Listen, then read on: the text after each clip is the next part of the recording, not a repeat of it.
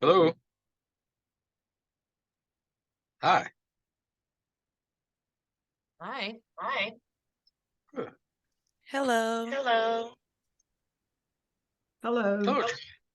Good.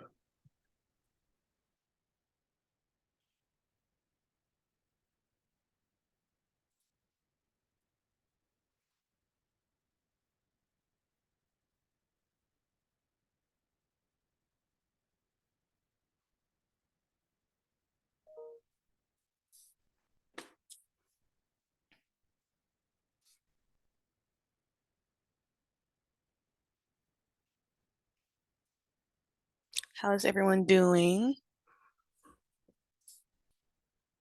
Good, good. I'm doing well. Thank you for asking. That's good, no problem.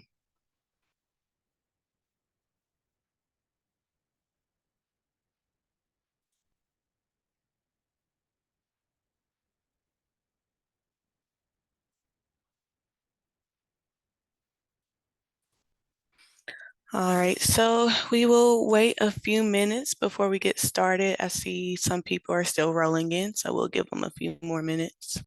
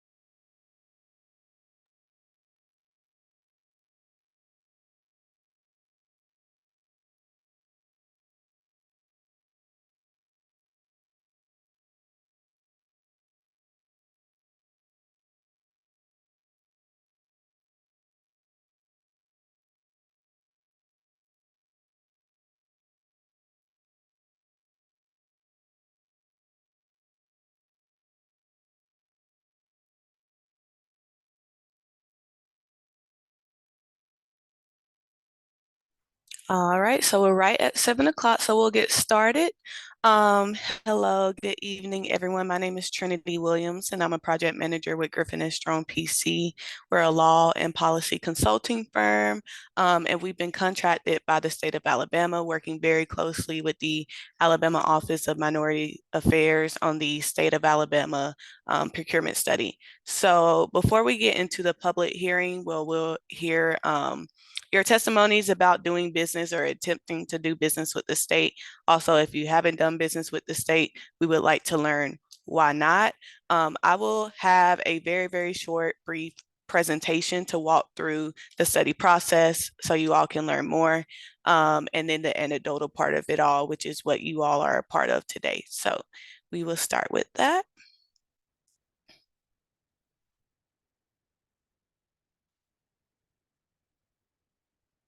All right, again, this is for the State of Alabama Procurement Study public hearing. Again, today's purpose is to hear from you all, get your testimonies about your experiences with the state's procurement process.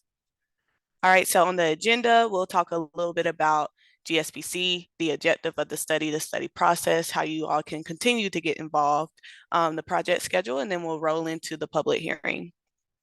So a little bit about us. Again, we specialize in procurement research, training, and supplier diversity consulting, contract compliance, and program development.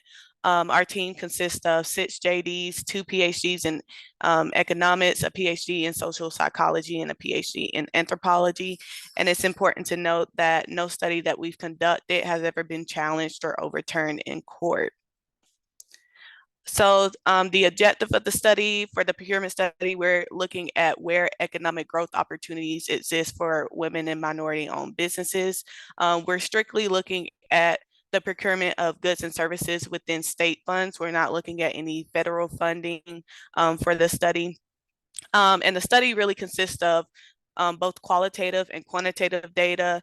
After the study, we have findings for both qualitative and quantitative, and we'll also have recommendations which we intend to be implemented into policy if accepted by the state.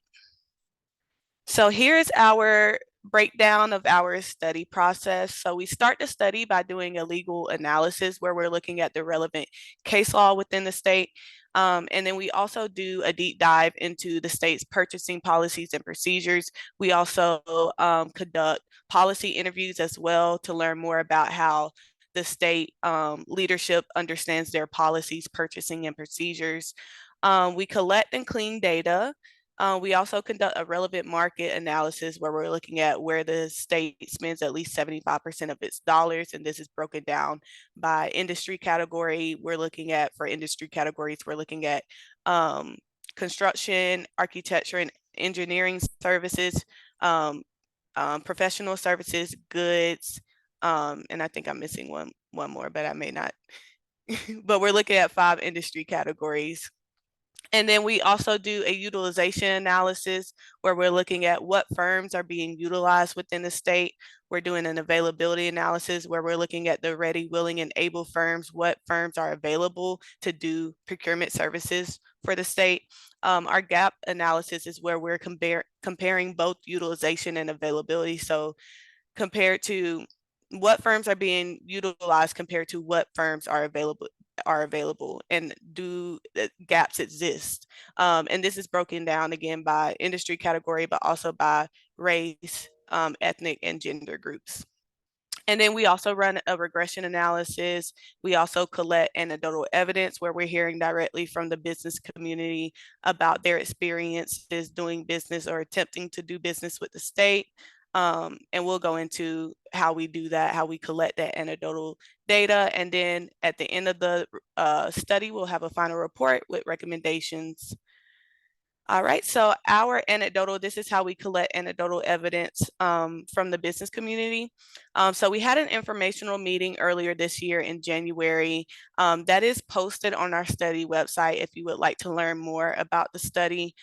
We do a deeper dive into the study process and details. Our anecdotal interviews are randomly selected. These are one-on-one interviews with businesses. We also do a survey of business owners where this is a way for us to quantify the experiences of the business community. We're doing public hearings, which is what you all are a part of today. Again, this is a way for us to provide an open platform for businesses to share their experiences doing business or attempting to do business with the state. We run focus group sessions. We'll have these in July. These are also randomly selected, but this is just a way for us to learn more about experiences from business, but a way for businesses to be in a group setting to conversate amongst themselves.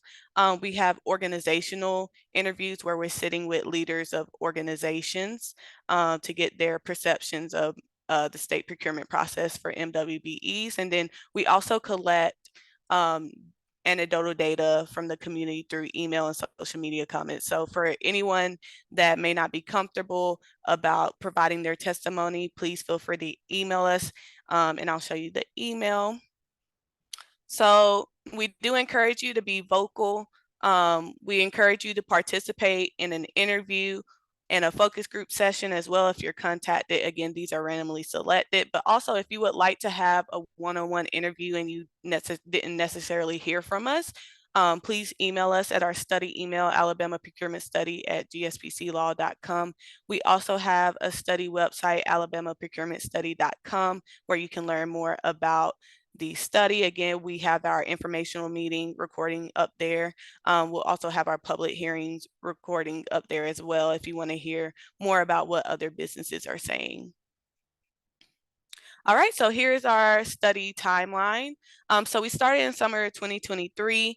Right now, we are working on the data analysis. We're also wrapping up collecting anecdotal evidence collection. We're looking at wrapping that up around August. Our survey has been taken down, and then around fall, we'll start with the draft report. In the winter, early winter, January to February, we'll be looking at finalizing the report and then having presentations to the state. So here are a few more ways for you to get in contact with us. We have our Facebook, LinkedIn, and our company website. Again, here is our study email, Alabama Procurement Study at gspclaw.com, and then our study website, alabamaprocurementstudy.com. All right, so now we will roll into the public hearings. So today's purpose is to hear from you all about your experiences, whether positive or areas for improvement, either doing business or attempting to do business with the state. If you have not done business with the state, we would still like to hear from you to learn why you haven't been able to do business with the state. Everything said during this hearing will be available for public record. We will be posting this recording on the study website, but in the final report, we do not publish any names, business names, or any other affiliations. We are not soliciting questions, but commentary only. If you do have questions, please feel free to put it in the Q&A box, or you can send us questions through our study email. I'll drop that in the chat, the study email and the study website for you all. And then public comments, when providing your comment, please state your name and your business. You can also use the chat if you would like to introduce yourself, your name and your business in the chat. So with that, we will get started. If anyone would like to start us off.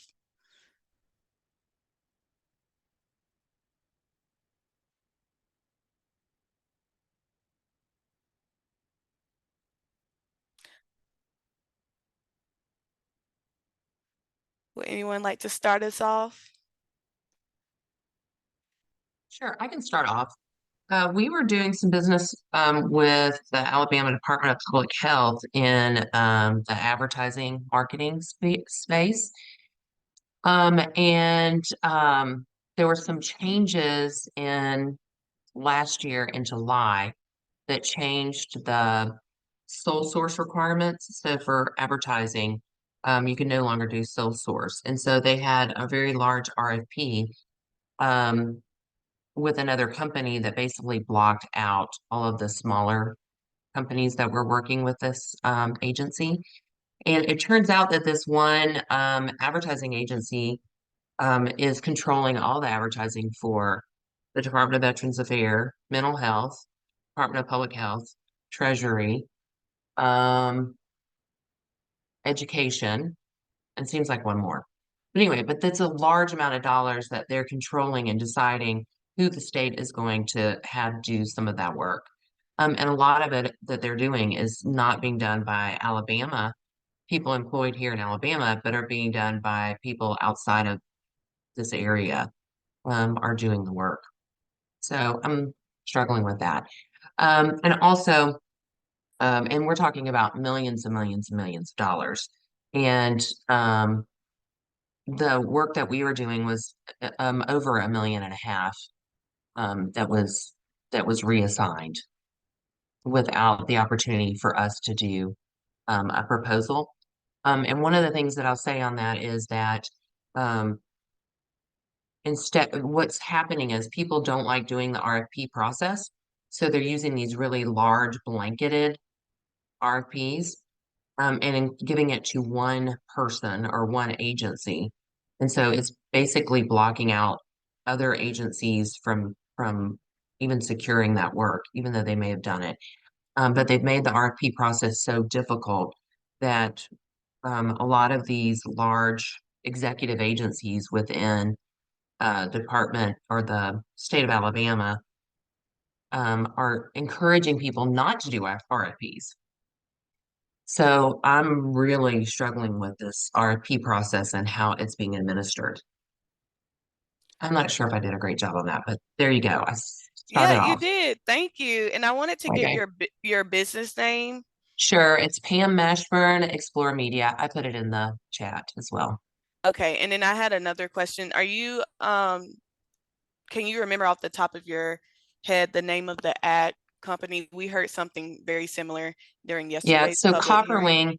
Copperwing is a really they're not really much bigger than we are people-wise, but for some reason they have secured millions of dollars for many, many years. So yeah, that's what it is.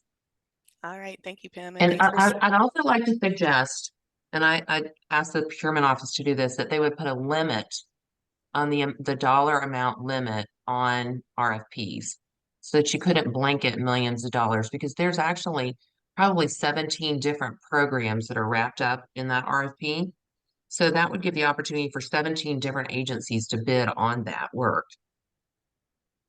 But because they blanketed, because of the RFP process being so difficult, they blanketed these millions of dollars in there when they have $30,000 projects and $200,000 projects and $50,000 projects. And it's just keeping smaller women-owned and minority-owned businesses from getting that. thank you, Pam. Okay. Hello there. I am Yvette Rice, and I'm president of Live LLC. The work that I did with the state of Alabama was pre-COVID. I actually did professional development consulting for small businesses and training through the ALDOT DBE program, which I don't think is, I did it through Alabama A&M University and West Alabama. And those programs are no longer even available from what I understand. And those departments have been disbanded at those colleges now, which to me, it limited or it took away some opportunities for small businesses like myself. I'm a professional development consulting firm. So small businesses like myself to be able to come in and have those opportunities. They also used to offer training and conferences through ALDOT to help small business contractors be able to build themselves up to compete or become a subcontractor for the larger primes for ALDOT. Mhm. And it looks as though that program is no longer available. So it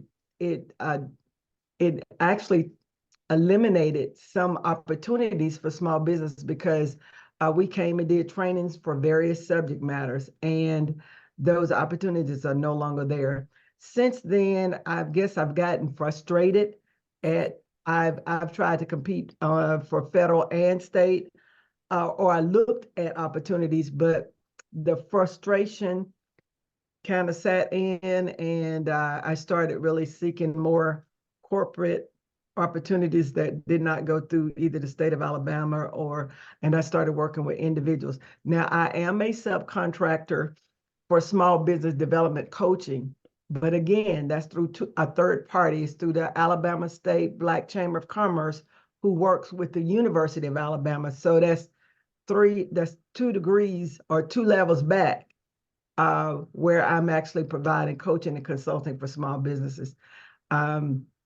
I wish there were more opportunities where it was one-on-one, or where a company like mine could be hired to come in and do that without going through all of those different levels to have that opportunity. And I included my name and my company's name in the chat. All right. Thank you so much for sharing. Mm-hmm.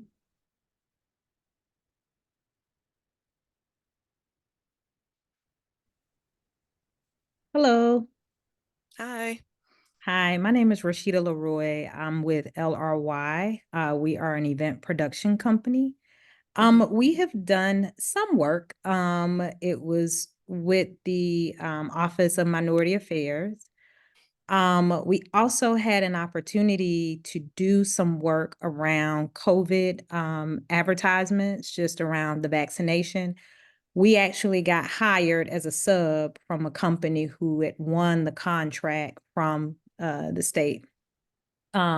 We bidded on a contract to do some community engagement around the COVID vaccine and just that awareness campaign, but did not get any opportunity from it. I will say, I think for us, 2 things. I never really know when an opportunity is available. It's really interesting navigating the website where bids and RFP requests are listed. We also have a challenge, like I'm in STAR. I then had to sign up for something else. When we did work on the project, it took us almost 2 years to get a check because it was like we were filling out star wrong. And I was like, okay, I mean, I even got walked through it. And the guy was like, yes, this is right. And then it still came back that we didn't fill it out right. So those have been some of the things that I know for a fact that we've experienced. So just, I don't know how you get in the loop to even understand when there is an opportunity. And then is there a way to even simplify, some of the processes? Because as you know, as a small business, as much as I would love to take time out to like apply for these opportunities, we're all over the place, right? Trying to grow our businesses. So yeah, whoever said start is difficult, start is extremely difficult. And I consider myself to be pretty tech savvy. And I mean, for almost a month, I had to get on the line with somebody to walk through it. And yeah, it became a huge frustration. But I think, like I said, for me, and I'm sure everybody else on this call, just really understanding, like, how do we know when opportunities are available? And then just working through the process of applying, if you do get the opportunity, making it simple for you to get paid. And just figuring out how we make it a little easier for us to get the opportunities. All right, thank you for sharing.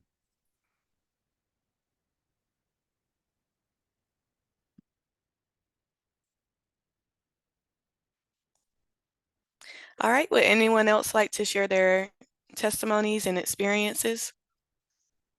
One concern I have, and it Mhm. may be concerns of others in the group, is just like sometimes with the federal bidding, and I know this is totally separate, but it's similar things happen.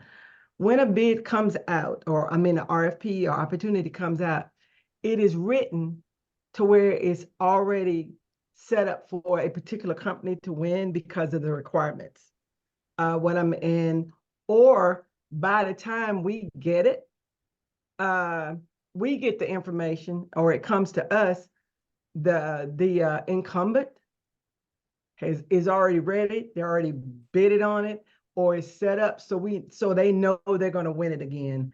And it's very difficult for small businesses and women-owned small business to get in that door, because we're not in that clique of I hate to call it a clique, but sometimes seriously it is.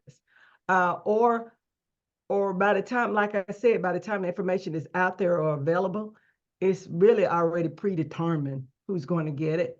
Uh, I feel like sometimes the things that go out there, they're just going through the motions to say they offered everybody an opportunity at the contract, or at the opportunity to bid on the contract, I should say. And it looks like Pam is agreeing with me. So I think she kind of feels or understands that. Yeah, the more I have bid on things, the more I have understood this, and it's a lot. Not only is it discouraging, but it's also time consuming. Because some of these RFPs are asking for a lot of information, and it's almost like they need to have their three bids in. So they encourage you to go ahead and do it, and they bring you in, but they've already made that. Always apparent they've already made that decision. And sometimes the thing that keeps these small businesses out is they'll ask for evidence of work. And so the incumbent has tons of evidence of work for that Right, particular right. industry or that particular area. So that makes it even more, that's like creates this incumbent cycle. And it's really makes it tough to break into.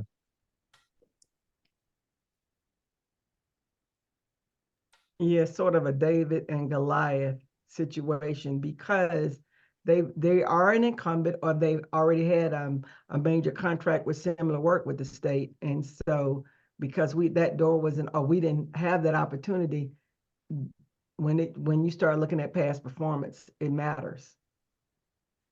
The other piece that I think is a struggle is that I think the legislature has said that you can do a 2-year contract as a maximum.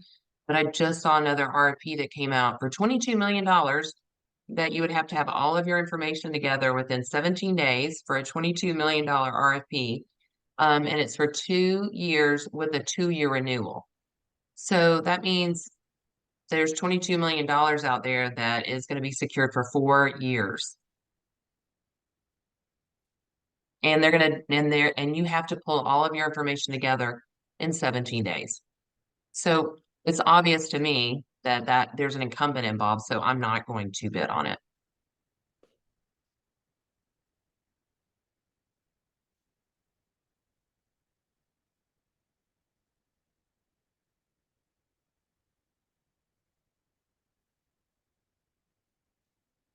All right, thank you for sharing. Would anyone else like to provide their experiences?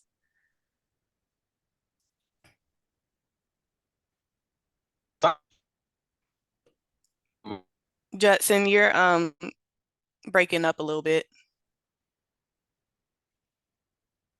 Oh, let me know if I'm starting to sound any better.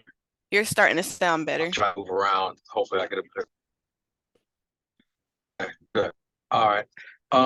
So what I'm hearing is also similar experiences to the experiences in which I've had. I found no place to find a forecast list of future um, uh, proposals out there to know that will be coming in the next year, 6 months, even 3 months. I don't see a place for that. Also, I don't see any place on their website that allows me an opportunity to know what was previously bid, to see if I can even become competitive, to see if it's worth my time to even attempt on a specific bid.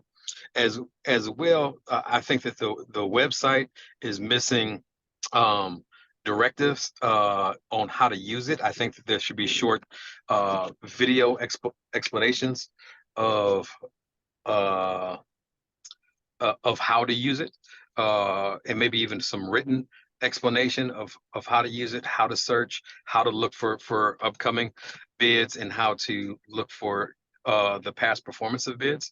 Another issue that in which I have experienced is the different departments have their own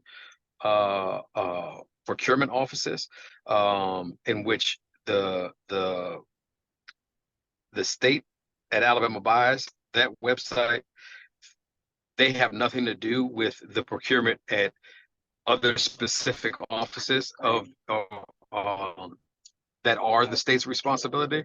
And then internally, they haven't been able to share how to find their bids that are Mhm. that are out there with the other organizations as part of that procurement process. So I found that to be difficult. And there should be some internal training, as well as some flow chart that would allow someone in my line of work or in anybody's line of work to know that this business does, that this organization has its own procurement department, and here is it spelled out. Here's the URL. You can click here and get straight to their bids. Then they should have a their own websites that do the same thing. It's not going to be one universal.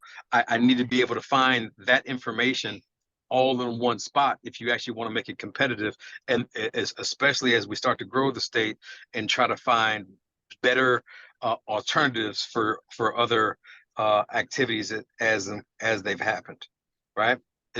I'm hoping that's clear and I'm not confusing anyone. No, I think I'm that was dealing with a toddler in the back. completely clear. And can you provide your business name? It's a trip. We provide corporate accommodation services for construction crews as they travel in and around the country, the state and the country. All right, thank you so much. You're welcome.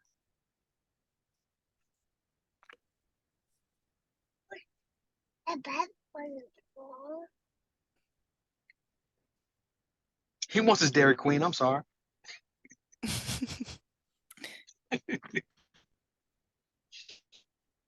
All right, Rashida, would you like to provide your experiences doing business with Alabama?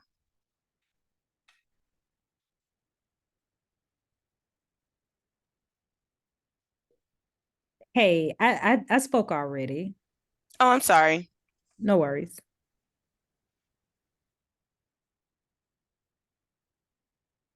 All right, Belinda, would you like to provide your experience?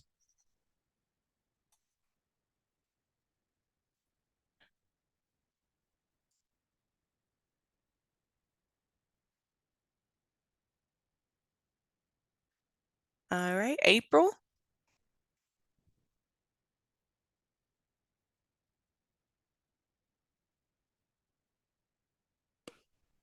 Hi, I came late, so I'm not sure of the question, but it sounds like we're talking about the difficulties in seeing the contracts that were available. Is that correct? So the purpose of today's meeting is to hear about your experiences. They can be either positive or negative when doing business or attempting to do business with the state. Um, we are GSBC, we have been contracted by the state to do a procurement study. So we're basically analyzing the state's economic growth opportunities for minority and women-owned businesses. And then at the end of the study, we have findings and recommendations, hoping that the recommendations would be implemented into policy if accepted by the state. I hope that gives like a little quick overview. But yeah, so it could be just your experiences. If you haven't done business with the state, we would still like to learn, hear from you and learn why you haven't. But they can be either positive or negative. Yes. So I haven't, and it was because lack of contracts that were out there. The guy who just was just speaking, just looking at the availability when he was mentioning that has been my pain point, and looking just overall statewide and just try to do just locally for different cities as well, and then again going through the entire bidding process. Like even if I saw something out there, it seemed like it was difficult to maneuver that I got frustrated. And so after a while of trying, I just, gave up and decided not to pursue that route. Understood. Thank you. And what is the name of your business? Mine is ADB Product Management System. So I work with software and building software. So I do the product management consulting for IT software building processes. Okay, perfect. Thank you so much, April. You're welcome.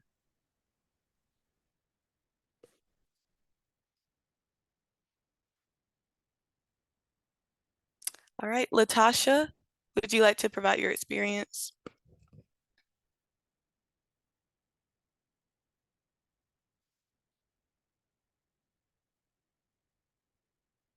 Oh, no. Okay.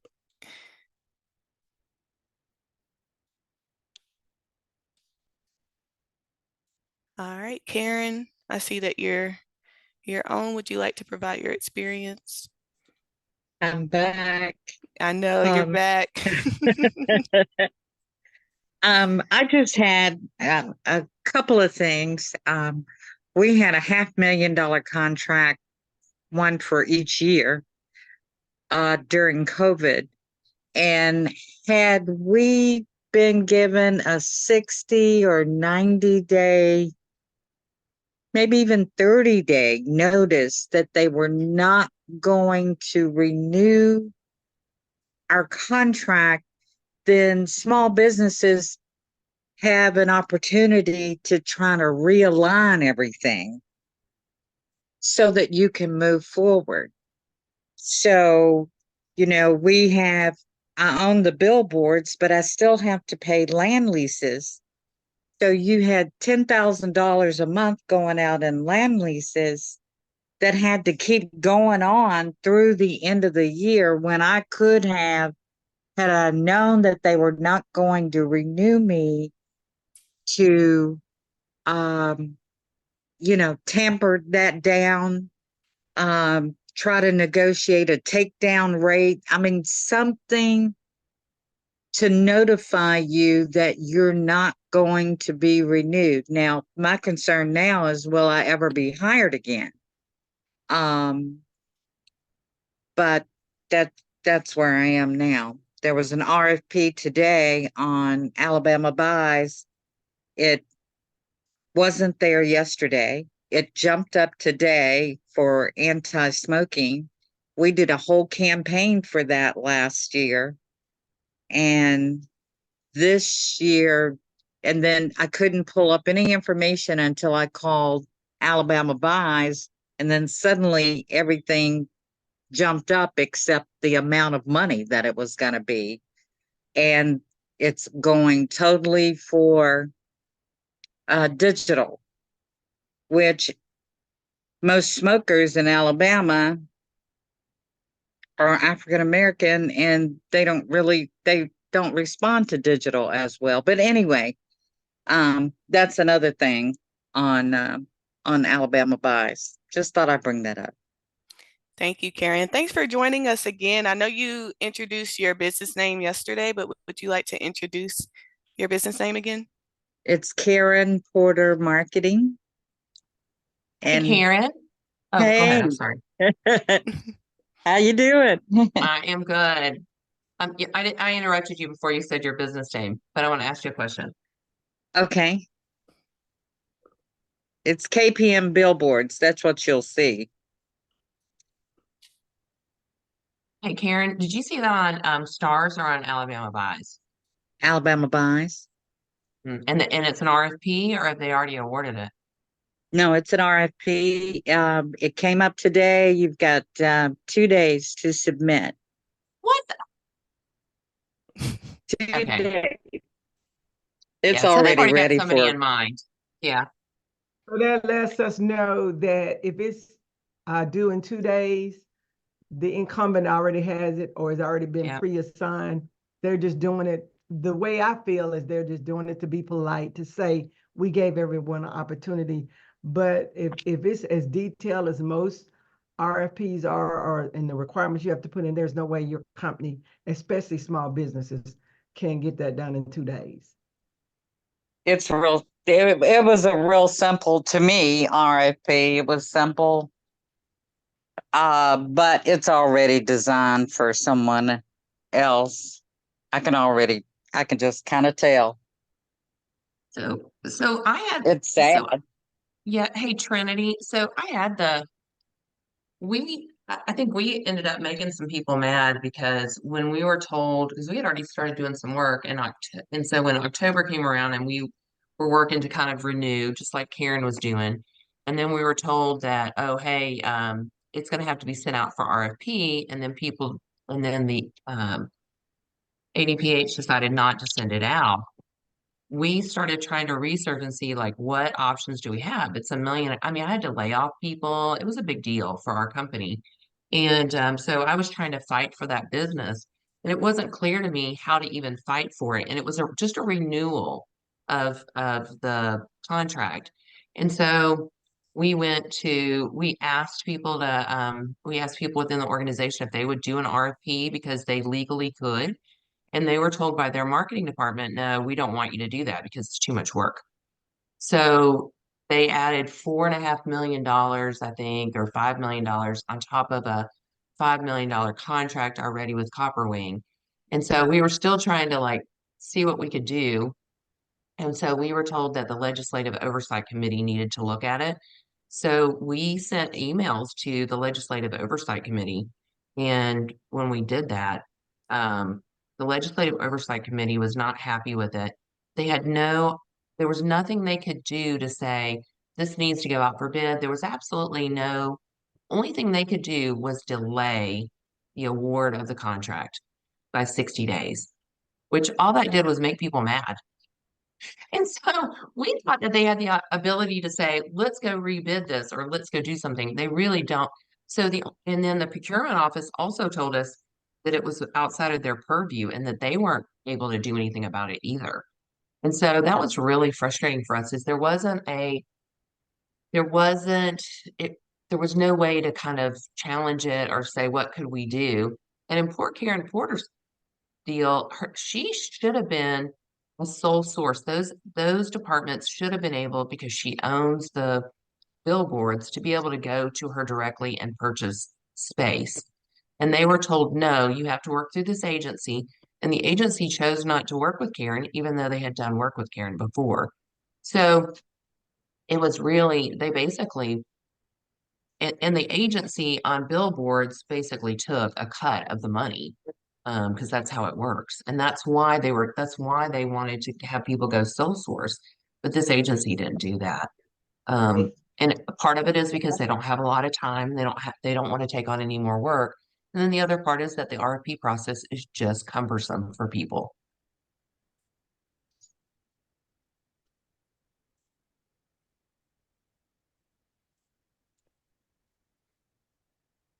My concern is that your report is coming out so late.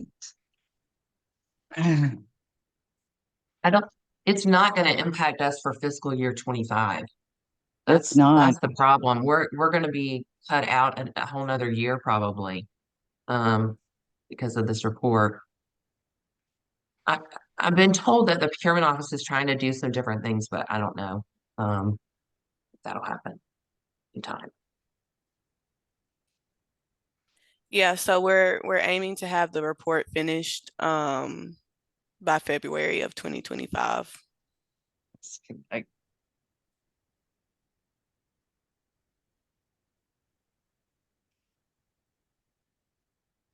But I will say that our anecdotal chapter, we're aiming to have that wrapped up in August. So this information will be recorded and provided to the state. To within who at the August, state? within August of this year. Who will hear it or who will see it? So we're working again very closely with the Alabama Office of Minority Affairs. So yeah, we're working very closely with that office. I mean, this has literally destroyed my business. I had a stroke behind it.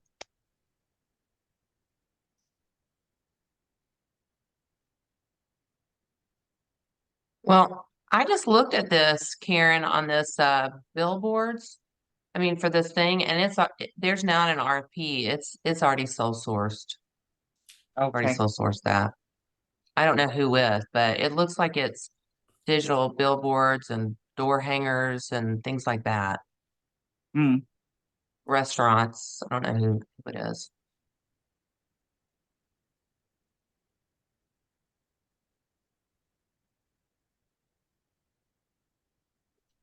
Do you see a dollar amount? Mm, I no, didn't see one. I just got out of it. Okay.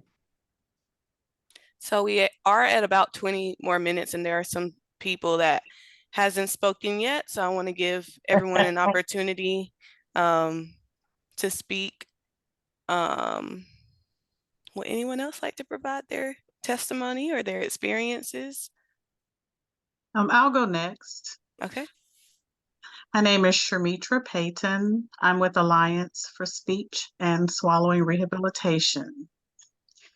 And I actually have never bid on a contract because my business is actually a vendor for the state of Alabama through Children's Rehabilitation Services. So I did business with them last year, providing feeding therapy for their feeding clinics. And I was told at the end of the year that there was just no more money for vendors. And therefore, they would let me know when they needed me in the future. So because of the nature of my business, I've looked on the site to see if there's any other opportunities available, but I really don't see anything that or haven't seen anything that coincides with what I offer. So, which is one of the reasons I have not bid. Okay. Thank you. Thank you so much for sharing. Thank you.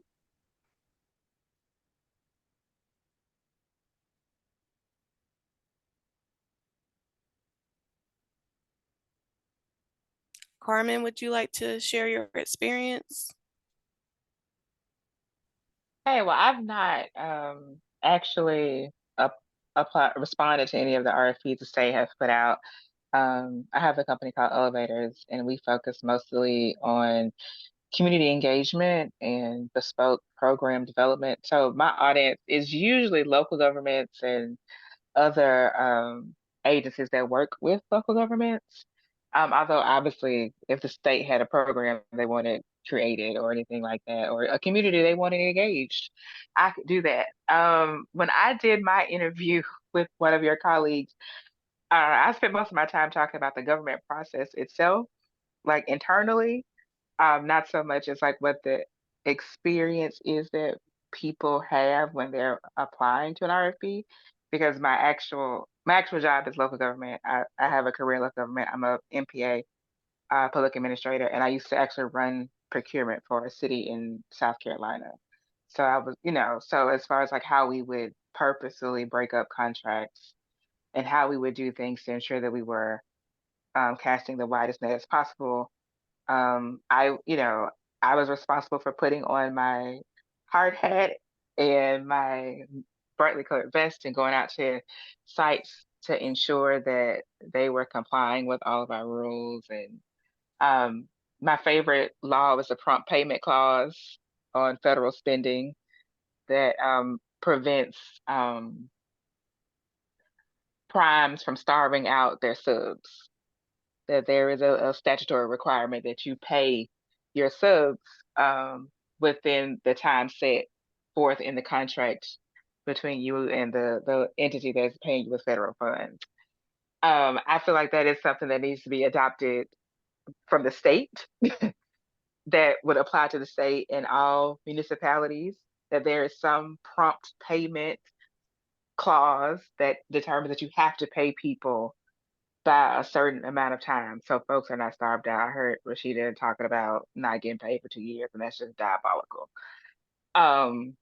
But those are like things that, since I still work for the government, it's more difficult for my business to do business with the government and not violate ethics.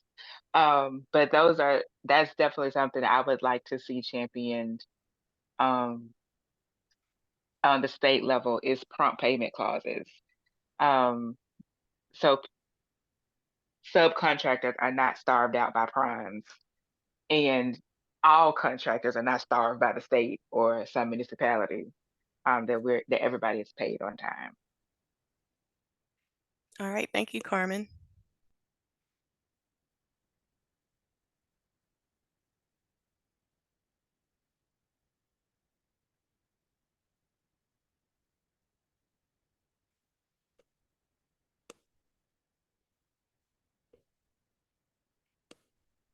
All right, we're at about 15 more minutes. Is there anyone else that would like to provide their experience? Or if you know, aren't comfortable providing your experience, if you would still like to introduce yourself and the name of your business.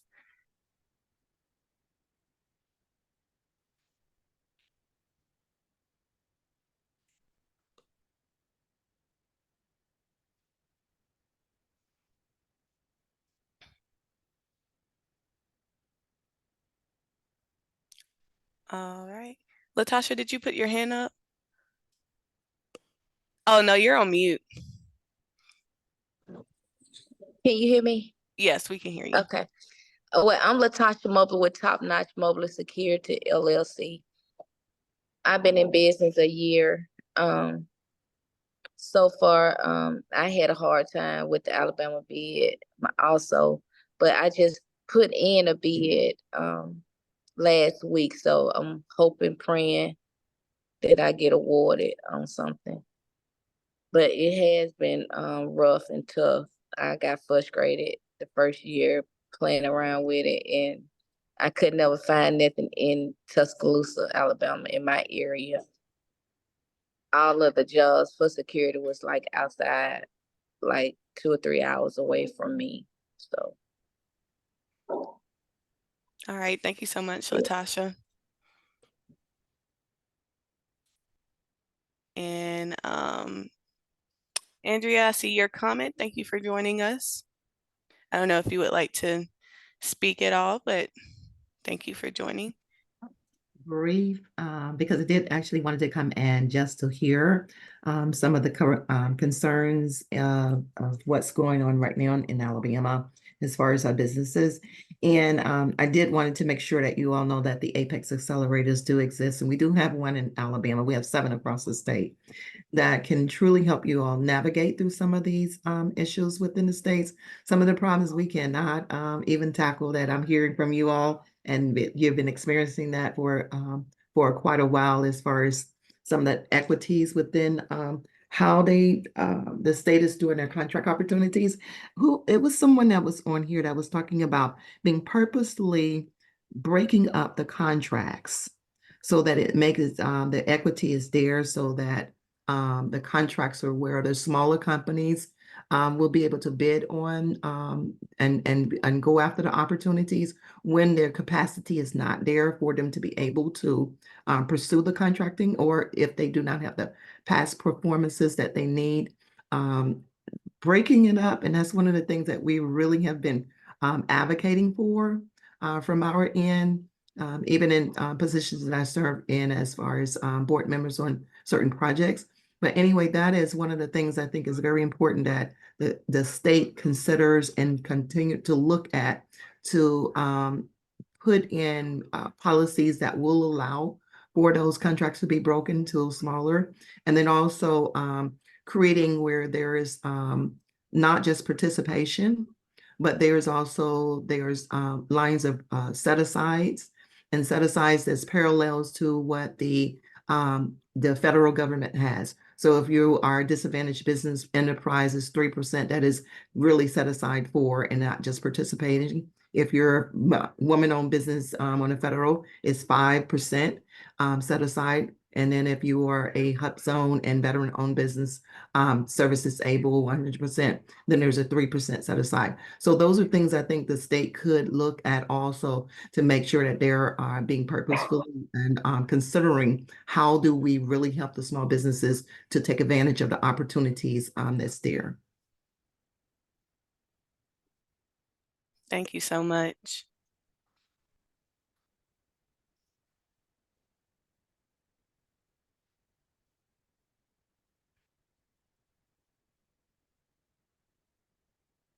All right, Sherilyn, would you like to provide your experience?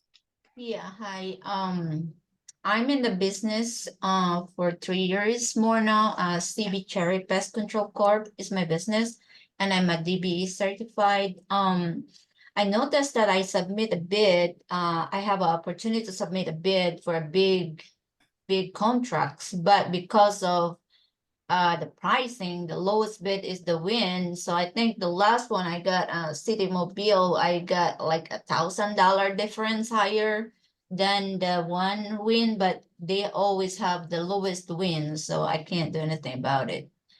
Even I guess I'm a DBE, I'm a woman owned, but I guess they always base on the lowest bid. So All right, thank you so much, Sherilyn. thank you. Bye-bye. All right, I think I called everyone. So if you would like to, if anyone else has anything to say before we wrap up today's meeting, please let me know.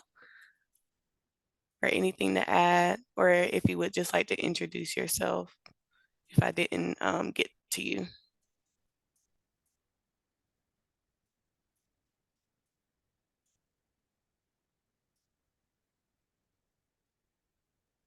Okay, if not, well, thank you all for joining. Again, I think I'll drop it in the chat again. If you would like to keep updates on the study and what we're doing. We do have some other public hearings if you would like to join. We did have some other people join us again tonight, so thank you. But I dropped the study website in the chat, so if you would like to stay updated. Also, please feel free to email me if you would like to provide your test or have anything else to add, or if you would like to do a one-on-one interview, then just let us know. All right, thanks everyone. Have a great evening. Have a good night. Bye. Bye-bye. Bye.